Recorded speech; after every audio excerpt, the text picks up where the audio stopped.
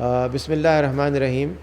یہ جو موضوع آپ کے سامنے ہے وہ یہ ہے کہ نظریہ پاکستان آئیڈیالوجی اور پاکستان کی تخلیق یا وجود میں آنا، اس کا کیا پس منظر ہے اور اس کی کیا حقیقت ہے۔ اس میں جو پہلی چیز آپ کے میں چاہوں گا کہ آپ کے سامنے پہلے تھوڑا سا پس منظر آ جائے۔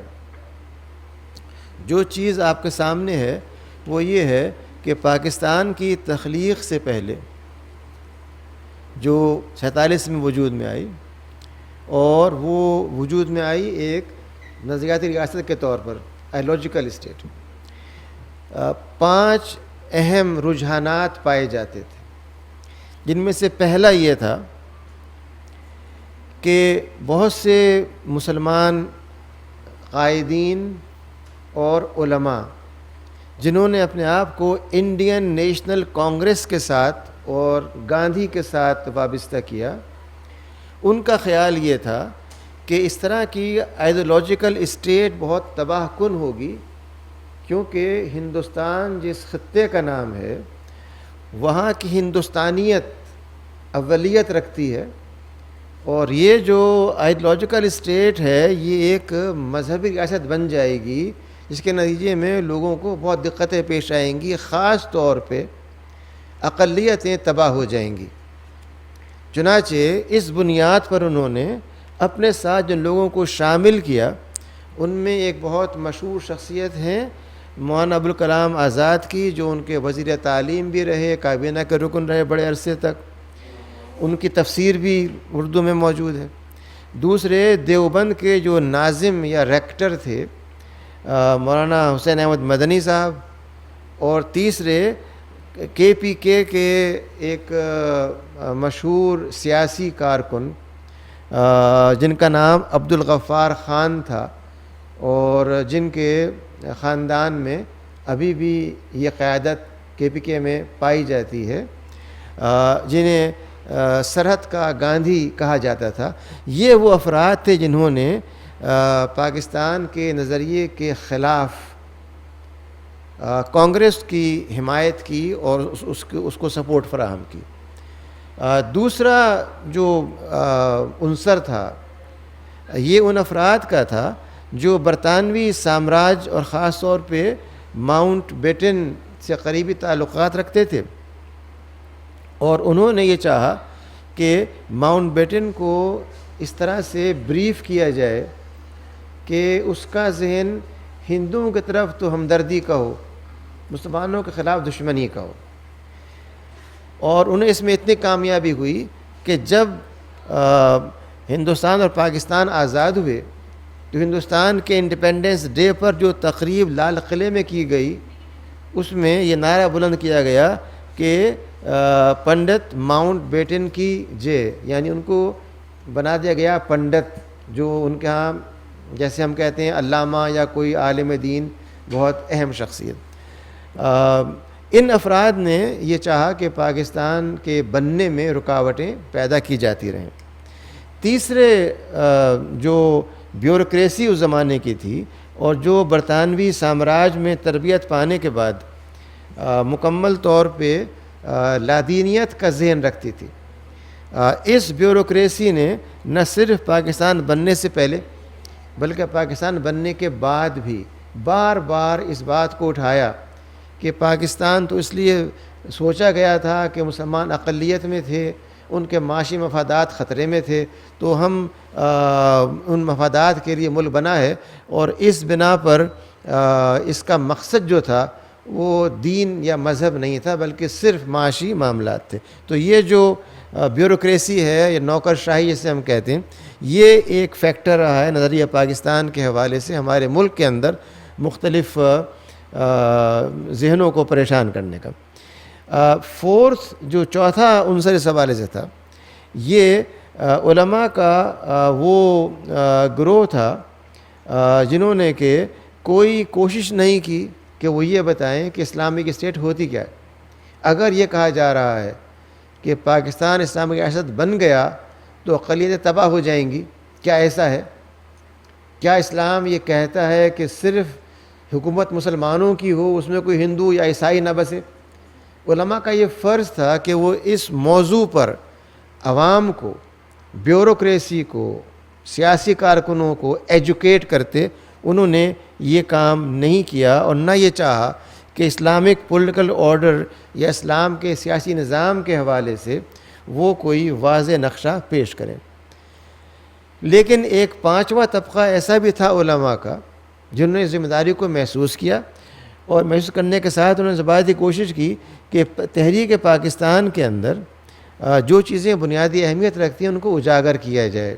چنانچہ ان لوگوں نے جو پہلی بات عوام کے سامنے رکھی اور اس پہ انہوں نے مختلف مضامین لکھے، وہ یہ تھی کہ ہمیں اس ملک کو بنانے میں جو چیز بنیادی اہمیت رکھتی ہے وہ یہاں پہ اللہ تعالیٰ کی حاکمیت کا قائم کرنا ہے. یعنی اللہ تعالیٰ کا جو قانون ہے قرآن کا اور جو احکامات اللہ کے رسول کے، جب تک ان کو اولیت نہیں دی جائے گی اس وقت تک یہ ملک صحیح معنی میں پاکستان نہیں کہا جا سکتا.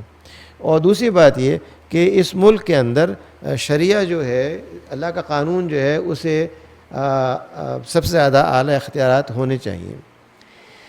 یہ جو چیز علماء کے اس طبقے نے کہی، یہ محض ان کا خیال نہیں تھا، بلکہ جن لوگوں نے پاکستان موومنٹ کا مطالعہ تحقیق کے ساتھ کیا ہے، چاہے وہ غیر مسلم ہی کیوں نہ ہو، انہوں نے بھی اس بات کا اظہار کیا ہے. آپ کے سامنے جو سلائیڈ ہے یہ ایک کینیڈین اسکالر کا اقتباس ہے، کوٹیشن ہے، جنہوں نے اپنی کتاب میں یہ بات کہی ہے کہ پاکستان کے معاملے میں اس کا جو سبب تھا، ریزہ دیت تھا اس کے وجود کا، وہ صرف اور صرف یہ تھا کہ یہاں پر اسلام کو کام کرنے کا موقع فراہم کیا جائے. اور اسی بنا پہ اس خطے کے مسلمانوں نے یہ چاہا کہ وہ اپنا ایک الگ ملک بنائیں تاکہ سیاسی میدان کے اندر اسلام کی تعلیمات کو نافذ کیا جا سکے. ان کا کہنا یہ ہے کہ پاکستان وجود میں آیا بحیثیت ایک اسلامک اسٹیٹ کے، ایسا نہیں ہوا کہ پہلے بن گیا بعد میں طے ہو کہ کیسا ہونا ہے، بلکہ یہ بنا ہی اس بنیاد پر کہ اسلامک اسٹیٹ ہونا ہے. اور اس کے بعد جو لوگ یہاں پر فرما روا ہیں، اب یہ ان کا کام تھا کہ وہ اس بنیادی تصور کو عملی شکل دیتے. جو علماء، میں نے آپ سے گزارش کی کہ پانچواں طبقہ تھا ان علماء کا جنہوں نے یہ بتایا کہ اس ملک کا مقصد کیا ہونا چاہیے، انہوں نے یہ 21 اور 22 جنوری کو 1951 میں کراچی میں ایک کانفرنس کال کی، اور ان 31 علماء نے مل کر کے جو نکات مرتب کیے ان کا خلاصہ یہ ہے. اس سے آپ کو یہ بات معلوم ہونی چاہیے کہ تحریک پاکستان ہو یا دیگر معاملات ہوں، اس میں جو سنجیدہ علماء اس ملک میں پائے جاتے ہیں، جن کے بارے میں آپ لوگ بچپن سے اب تک سنتے آئے ہیں کہ دو مولوی ایک بات پہ اتفاق نہیں کر سکتے، یہ علماء 31 علماء ان نکات پر اتفاق کرتے ہیں، اور جس کے اندر وہ سب لوگ شامل ہیں جنہیں آپ مختلف مسلک کے علماء کہہ سکتے ہیں. یہ ان میں سے 31 میں سے چند کے نام ہیں جو بہت مشہور ہیں. جو پہلا نام ہے آپ کے سامنے، جیسے کہ سلیمان ندوی صاحب، یہ بہت بڑے عالم شمار کی جاتے ہیں. سیرت النبی کے اوپر ان کی 6 جلدیں بڑی مشہور کتاب ہے. ایسی ابوالعلا مودودی نے 200 کتابیں لکھی ہیں. مفتی شفیع صاحب بہت مشہور مفسر ہیں پاکستان کے، جنہوں نے تفسیر لکھی ہے. ان کے ساتھ ہی شیعہ فقہ کے نمائندے مفتی جعفر حسین مجتہد صاحب، مولانا ظفر انصاری صاحب، یہ آل انڈیا مسلم لیگ کے جوائنٹ سیکریٹری تھے اور عالم بھی تھے. اور مفتی کفایت اللہ صاحب، یہ مجتہد شیعہ برادری سے. پیر امیر الحسنات صاحب، یہ سارے نام ان لوگوں کے ہیں جو مختلف ہمارے فقہی مسالک کو ریپرزینٹ کرتے ہیں.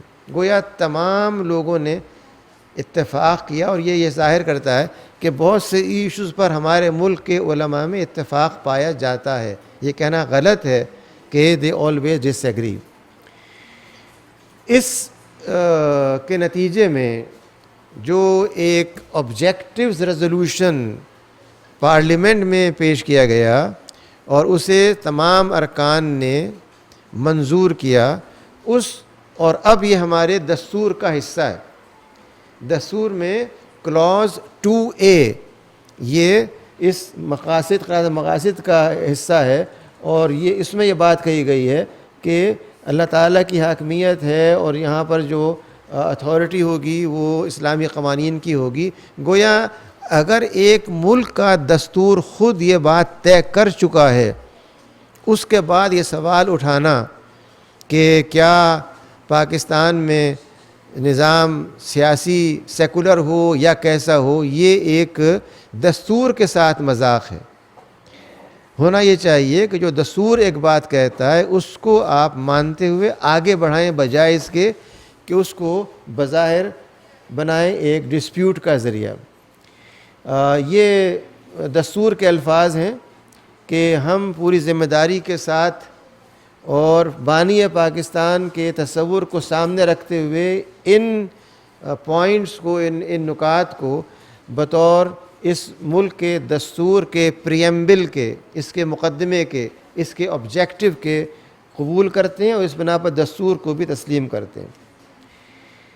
یہ دستور کا آرٹیکل ہے جو آپ کو بتاتا ہے کہ پاکستان کا جو بنیادی مقصد ہے وہ یہاں پر اسلامی نظام کا نفاذ ہے۔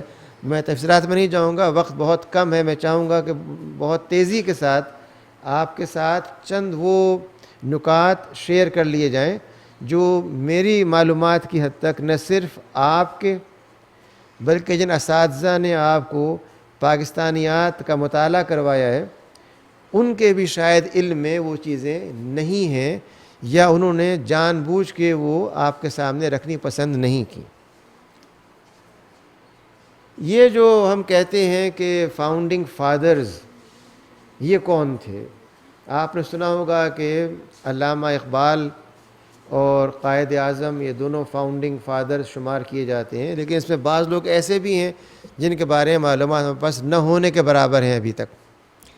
تو قائد اعظم سے کے جو رفقائے کار تھے ان میں علامہ اقبال یہ بات کہتے ہیں کہ کسی بھی ریاست کے اندر، جو ریاست مسلمانوں کی ہو، جو چیز بنیادی ہے وہ توحید ہے، یعنی اللہ تعالیٰ کی حاکمیت، اس کی اتھارٹی، اس کا حرف آخر ہونا۔ اور وہ یہ کہتے ہیں کہ اس بنا پر جو ریاست بھی اسلامی کہلائے گی اس میں تقسیم نہیں ہو سکتی کہ فلاں چیز سیکولر ہے، فلاں چیز ریلیجس ہے۔ اس میں یہ نہیں ہوگا کہ ایک مذہبی امور کا شعبہ ہو اور باقی سارے شعبے جو ہوں وہ اس سے آزاد ہوں، بلکہ اسلام کا مطلب ہی یہ ہے کہ وہ اس تقسیم کو ختم کر دے اور ایک مسلمان کی تمام زندگی اللہ تعالیٰ کے احکامات کی تابع ہو جائے۔ چنانچہ وہ یہ کہتے ہیں کہ اسلام does not bifurcate the unity of man into an irreconcilable duality of spirit and matter. In Islam, God and universe, spirit and matter, church and state are organic to each other. Man is not the citizen of a profane world to be renounced in the interest of a world of spirit is situated elsewhere. To Islam, matter is spirit realization itself, space and time. یہ علامہ اقبال کا تصور تھا پاکستان کے بارے میں کہ ہم یہاں پہ تقسیم نہیں کر سکتے کہ فلاں کام جو ہیں وہ شیطان کے ہیں، فلاں کام اللہ تعالیٰ کے۔ یہاں پر اگر حاکمیت اللہ کی ہے تو ہر معاملے میں وہ آپ اکنامک پالیسی ہو، ایجوکیشنل پالیسی ہو، آپ کے وہ کلچر ہو، میڈیا ہو، everywhere Islamic principles must prevail and should decide what should be done in the country. یہ ایک ایسے شخص کا نام شاید آپ پہلی مرتبہ سن رہے ہوں، علامہ محمد اسد۔ یہ پاکستان موومنٹ کے ایک بہت ایکٹیو ورکر تھے۔ اوریجنلی ان کا تعلق پولینڈ سے تھا، پولش جیو تھے یہ، جو 1920 میں مسلمان ہوئے، اور اس کے بعد انہوں نے 1930 میں لاہور میں قیام اختیار کیا۔ اس کے بعد سے یہ علامہ اقبال سے بہت قریب رہے، اور انہوں نے قرآن پاک کا ترجمہ کیا، عربی سے براہ راست انگریزی میں، بخاری شریف کا ترجمہ کیا، اور بہت سے کام کیے۔ He was imprisoned during the Pakistan movement because he was a worker for Pakistan. اور یہ پاکستان کے پہلے یونائٹڈ نیشنز کے اندر مستقل نمائندہ تھے. لیکن مجھے نہیں علم کہ آج تک کسی کتاب میں ان کا نام ایک مرتبہ بھی آیا ہو.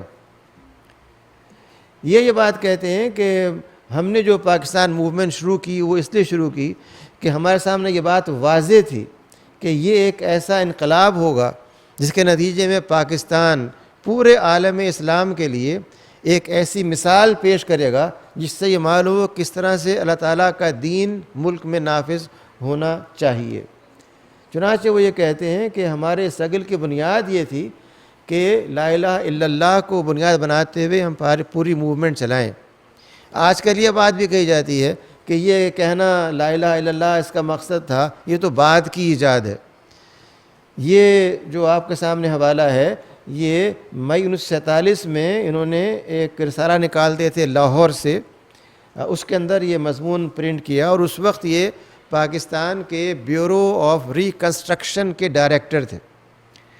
تو یہ چیزیں وہ ہیں جو تاریخ کا حصہ ہیں، لیکن جو کبھی نہ آپ کے سامنے آئی ہیں، نہ اس پہ ہمارے میڈیا نے، دانشوروں نے، اینکر پرسنس نے، کسی نے کبھی بات کی ہے، کیونکہ یہ چیزیں ان کے مزاج کے خلاف ہیں. وہ یہ سمجھتے ہیں کہ پاکستان کے اندر اسلام کے علاوہ کچھ اور ہونا چاہیے.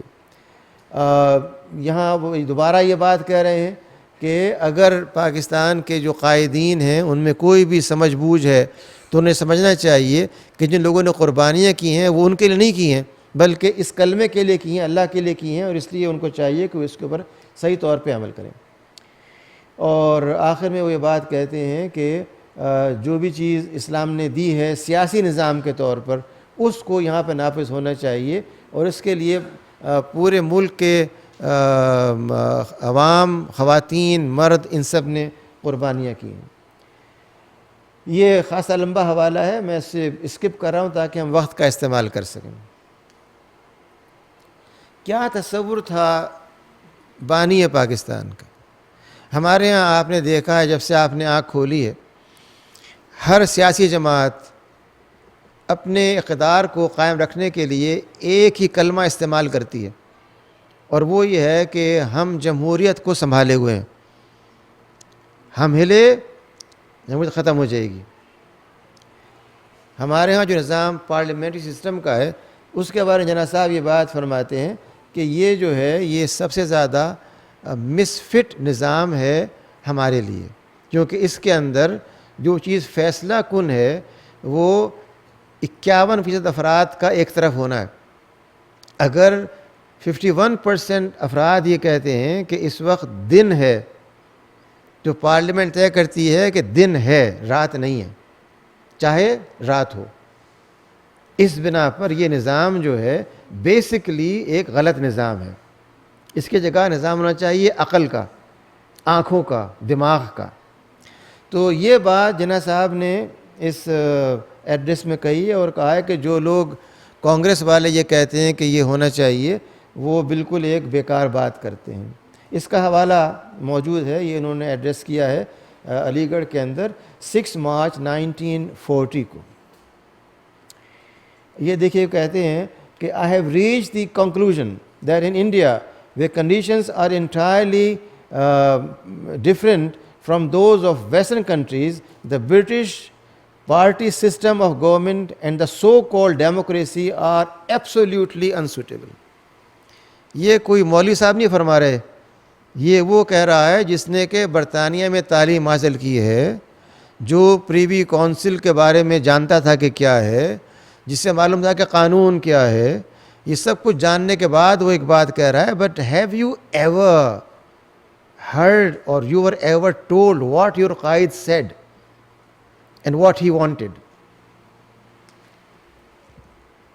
یہ مزید جناح صاحب یہ بات کہتے ہیں it's extreme difficult to appreciate why our Hindu friends fail to understand the real nature of Islam and Hinduism. They are not religions in the strict sense of the word, but are in fact different and distinct social orders, and it's a dream that the Hindu and Muslims can ever evolve a common nationality. And this misconception of one Indian nation has gone far beyond the limits and is cause of most of your troubles and will lead India to destruction if we fail to revive our nation in time. The Hindu and Muslim belong to two different religious philosophies, social customs, and literature. They neither intermarry nor interdine together, and indeed they belong to two different civilizations which are based mainly on conflicting ideas and conceptions. Their aspects on life and of life are different. It's quite clear that Hindus and Muslims derive their inspiration from different sources of history. They have different epics, different heroes, and different episodes. Very often the hero of one is the foe on the other, and likewise their victories and defeats overlap. To yoke together two such nations under a single state, one as numerical minority and the other as a majority, must lead to growing discontent and final destruction of any fabric that may be so built up for the government of such a state. بالکل واضح الفاظ ہیں, اس میں کوئی H پیچ نہیں ہے. And one can say with all honesty that he was a straight forward person who never lied, never cheated people, always stood upright. یہ دیکھیے جناح صاحب یہ بات فرماتے ہیں, I have often made it clear if Muslims wish to live as honorable and respectable people, there is only one course open to them. Fight for Pakistan, live for Pakistan, if necessary, die for the achievement of Pakistan, or else Muslims and Islam are doomed. یہ کیوں بار بار کہہ رہے ہیں Muslims and slums? اگر وہ چاہتے تھے کہ ملک سیکولر ہو, کس خوشی میں یہ لفظ استعمال کیا جا رہا ہے؟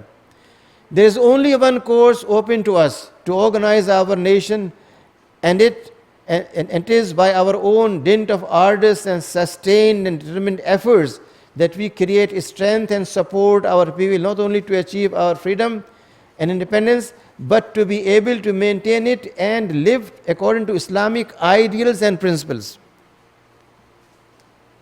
He continues and says, Pakistan not only means freedom and independence, but the Muslim ideology, which has to be preserved, what has come to us as a precious gift and treasure, and which we hope others will share with us.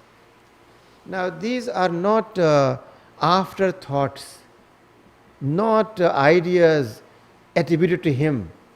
These are his words. But these words have been never referred in any of your Pak studies books, ever. Then again, addressing Ismail Yusuf College students, he says, in Pakistan, we shall have a state which will be run according to the principles of Islam. It will have its cultural, political, economic structure based on the principles of Islam. The non-Muslims need not fear because of this, for fullest justice will be done to them. They will have their full cultural, religious, political, economic rights safeguarded. As a matter of fact, they will be more safeguarded than in the present day so-called democratic parliamentary form of government. جس کا مطلب یہ ہے کہ وہ اس بارے میں بہت واضح تھے کہ اس ملک کا نظام کیا ہونا چاہیے. Not that parliamentary system under which you were born and you are governed and you are told this is the ultimate truth. ان کا کانسیپٹ کیا تھا؟ ڈیموکریسی کا خود. The more democratic form of government is not suitable to the genus of Indian people. We want a true democracy in accordance with Islam and not a parliamentary government of the Western and Congress type. Again, it is documented when and where it was said. Then he says, the establishment of Pakistan, for which we have been striving for the last 10 years, is by the grace of God an established fact today. But the creation of a state of our own was means to an end, not end in itself. The idea was We should have a state in which we could live and breathe as free men, and in which we could develop according to our own lives and culture, and where principles of Islamic social justice could find free play. Again, he is emphasizing the role of Islam in Pakistan's development. Then, addressing again, in Sibbi Darbar, he says, "It's my belief that our salvation lies in following the golden rules and conduct for us by our great lawgiver, the Prophet of Islam. Let us lay the foundation of our democracy on the basis of truly Islamic ideals and principles. Our Almighty has taught us that our decisions in the affairs of the state shall be guided by discussion and consultation." He quotes from Surah Ashura in his speech, and very clearly mentions that this is what we want to do in this country. Addressing the armed services of Pakistan on 5/21/1948, he says, "You have fought many a battle on the far-flung fields of globe to get rid world of the fascist menace and make it safe for democracy. Now you have to stand guard over the development and maintenance of Islamic democracy, Islamic social justice, and equality of mankind in your own native soil." When Pakistan was created, he addressed on radio American listeners, and at that point he said, "This dominion, which represents the fulfillment in the certain measure of cherished goal of 100 million Muslims of the subcontinent, came into existence on August 15. Pakistan is the premier Islamic state and the 5th largest in the world." No ambiguity, no confusion in his mind about what Pakistan is going to be. But as I said earlier, none of these documents which are there, and some of those are part of government publications. The Department of Press Information of Government of Pakistan has published these speeches signed by Prime Minister of Pakistan. Yet those books published by them are never referred in textbooks taught to you. All you are taught is that British parliamentary system is the ultimate truth. That's what you should believe in and follow in this country. Addressing youth in University Stadium, Lahore, he says, "Do not be overwhelmed by the enormity of the task. There is many an example in history of young nations building themselves up by sheer determination and force of character. You are made of sterling material and are second to none. Why should you also not succeed like many others, like your own forefathers? You have only to develop the spirit of the mujahids." جو لفظ ہمارے یہاں آج کا بالکل ایک undesirable لفظ ہو گیا ہے کہ اگر کسی کو آپ کہہ دیں کہ وہ مجاہد ہے تو کہتے ہیں کہ وہ فنڈامنٹلسٹ ہے, ایکسٹریمسٹ ہے, پتہ نہیں کیا کچھ ہے. So he seeing you have to develop spirit of مجاہدز. You are a nation whose history is replete with people of wonderful gifts, character and heroism. Live up to your tradition and add to it another chapter of glory. All I require of you now is that every one of us to whom this message reaches must vow to himself to be prepared to sacrifice his all if necessary in building up Pakistan, a bulwark of Islam, and as one of the greatest nations whose ideal is peace within and peace without. Not one, there are over 50 such references which he made on many occasions till he died. It's not a matter of once an emotional feeling led him, but it's a continuous mindset of the founder which is not highlighted ever in our discourses on Pakistan studies. Addressing the people in Karachi as first Governor General of Pakistan, this was in Bar Association's meeting, he said, No doubt there are many people who do not quite appreciate when we talk of Islam. Islam is not only a set of rituals, traditions, and spiritual doctrines. Islam is also code for every Muslim which regulates his life and his conduct, even in politics and economics and the like. It's based on the highest principles of honor, integrity, fair play, and justice of all. He further said he could not understand a section of the people who deliberately wanted to create mischief and made propaganda that Constitution of Pakistan would not be based on Sharia. And this he referred to two brothers. One's name was Dr. Khan, and his elder brother was Wali Khan. Both of them were spreading the rumor in the country that there will be no Sharia to agitate people. While these were persons who were belonging to Congress earlier, and they were against even Pakistan, but they were trying to create a mischief. So he referred to them and said, it's not correct, it's only a mischief. Again, here he is saying that principles Islam will be the main basis of our state. He says, the Constitution of Pakistan has yet to be framed by the Pakistan Constituent Assembly. I do not know what the ultimate shape of Constitution is going to be, but I am sure it will be of democratic type, embodying essential principles of Islam. Today they are as applicable in cultural life as they were 1300 years ago. Islam and its idealism have taught us democracy. He is repeating continuously one and same concept and on every occasion. Yet, unfortunately, we have not been able to grasp the message. I think we're running short of time, and you must have a class after that. There are plenty of material I have to share with you, but since we started late, you might miss some of the material. But if you have any questions till now, I can answer questions. Any questions you have?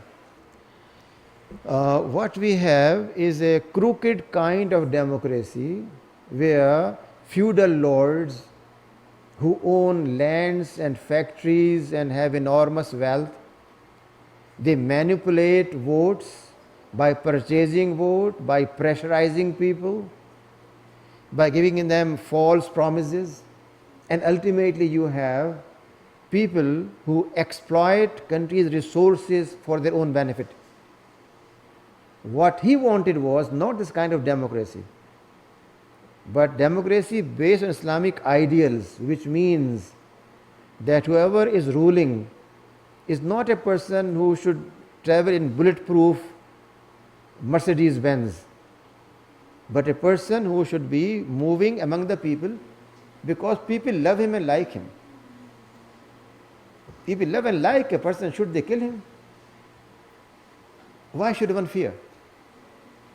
But in this democracy we have, people think it's their birthright. As soon as they become minister, they should not travel in a small car. They must have a branded new model of car with bulletproof features, because now they are very valuable. Now this is not democracy, it's mockery. So Qaid was very clear that he would like to have people who are sincere, honest, accountable, available to people. Now tell me, how many of your parents and grandparents who have been in this country could think, if they wanted to meet Prime Minister or even a Deputy Commissioner, can they walk in? Can they meet? Ever? Is that democracy? Or that's bureaucracy ruling a people? It's bureaucracy, bureaucrats who rule the country. Even those who come in parliament act no different. So the concept of the Qaid was very much different, and we have deviated from that completely. I focus on some aspects only, and it requires a much prolonged discussion. And I'm prepared for that if you have time. I don't mind. I'm all my life a teacher and a learner. I'm not an administrator. So maybe in future sometime we can further deliberate on that. But I appreciate your question. Now, here again you find, very interesting, you always celebrate March 23rd as Pakistan Day resolution. Next day, on March 24th, Qaid-e-Azam had a meeting in the home of Abdur Rahim, who was a colleague of Chaudhry Rahmat Ali. These were two persons who proposed the name of Pakistan when they were students in Cambridge. So here the slide is faded.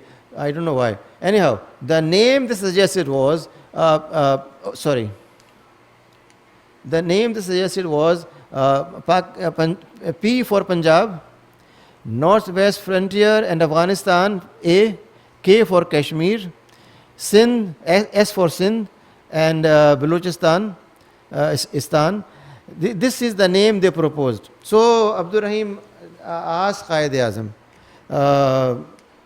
do you think this name is appropriate for us to use? He asked himself, what do you think about it? They said, Allama Iqbal has agreed and says it's okay. Then Qaid-e-Azam said, and you just look into it what he said. If you people and Muslim nation like this name, I have no objection, except in the name you have the pamphlet Pakistan, add I, which stands for Islam and is the link between these provinces. So clear about it. So clear about it. He was not a confused person. He was a lawyer with clear mind and clear conscience and honest. So I'm not aware of any single book in your country which ever refers to this material. It's a calculated effort to deprive coming generations of truth. It's hiding truth, which is a crime. Yet it is done, and that's why I told Madam that if on this topic you want a discussion, I volunteer. Don't invite someone from outside. You have someone available free. No transport, no payment for anything, but I am available to share with my generations what the Qaid actually said. Then again you find here, just a few months before he passed away, he was inaugurating the research wing of State Bank of Pakistan, and there he said in very clear words that I will be waiting for your research wing to come up with the Islamic economic system which we introduce in this country, because the words he has used is that capitalism is a cancer and I do not see it can ever be repaired or saved. It's going to eat up everything, which means that his concepts on these issues were very much clear. Then I think we have, okay, last thing. This is a statement which our anchor persons and intellectuals and people who write in newspapers, they are always referring. This is August 11, when he was taking, addressing the Constituent Assembly as chairman. He said, you are free. You are free to go to your temple, you are free to go to your mosque or so and so. State of Pakistan, you may belong to any religion or race, that has nothing to do with the state. As you know, history shows us that in England, conditions some time ago were much worse than prevailing in India today. Roman Catholics and Protestants persecuted each other. Even now, there are some states where there are discriminations and bars imposed on people. The people of England in the course of time had to face the realities of situation and had to discharge the responsibilities and burdens placed upon them by their own country. They went through the fire step by step. Today you might say with justice that Roman Catholics, Protestants do not exist. What exists now is that every man is a citizen, equal citizen of Great Britain. What do we draw out of it? He said, is it a secular state? Or what he's saying is, that same thing took place in England, where Catholics and Protestants killed each other. You, Hindus and Muslims, killed each other. There again they learned, after long experience, to live like citizens. Religion is not making difference. Again, you are free. Learn to live like good citizens. He never used the word secular all his life in any statements. While 99.9 anchor persons and intellectuals of this country quote this one single statement and say the Qaid wanted a secular country. And they do not refer to those 50 passages where he says very clearly from 1935 till 1948. If you put them chronologically, there is a continuous sequence in that. Nowhere he is contradicting himself or changing his views. So this is again a very shameful activity in our country, to distort, misrepresent the Qaid by saying that he had this kind of concept. Anyhow, there are many other slides which I don't think we should keep on doing. This is perhaps the last one. His commitment to Islam. I have seen enough of the world and possess a lot of wealth. I have enjoyed all comforts of life. Now my only desire is to see the Muslims flourish and prosper as an independent community. I want to leave this world with a clean conscience and content with the feeling that Jinnah had not betrayed the cause of Islam and Muslims. I do not want your praise, nor any certificate. I only want that my heart, my conscience and my faith should prove at the time of my death that Jinnah died defending Islam and cause of Muslims. May God testify that Jinnah lived and died a Muslim fighting against the forces of Kuffar and holding the flag of Islam. What else should he do? If he is the founder of country and he is saying so outspokenly everything, what else we expect from him? Is it a demand to have Islamic state in Pakistan, a demand of Maulvis, some group of people, Taliban? Or is it what the founder himself wanted? So, on this occasion, where we are celebrating Pakistan Day on 14th August, I think it's very much important for you young people to dig into history and find out what's your real history. Not to depend on what you have been hearing through media and so-called intellectuals based on one single distorted statement where he never used the word secular, which they put in his mouth from their own memory, and try to find out what you can do for translating his dream into reality. He has left his heritage with you. It is you who are to ensure that the founder's vision is translated into reality in this country by having a society where you have fairness, justice, freedom, tolerance, love and peace, where people like each other and don't hate each other. This was the dream of the founder, and that has to be realized and translated by all means, even when your majority of politicians have no interest in this kind of concept. But you owe it to your founder. You owe it to this country. If you think you are a true Pakistani, then you have to ensure that your founder's dream is realized by your own hands. Thank you very much.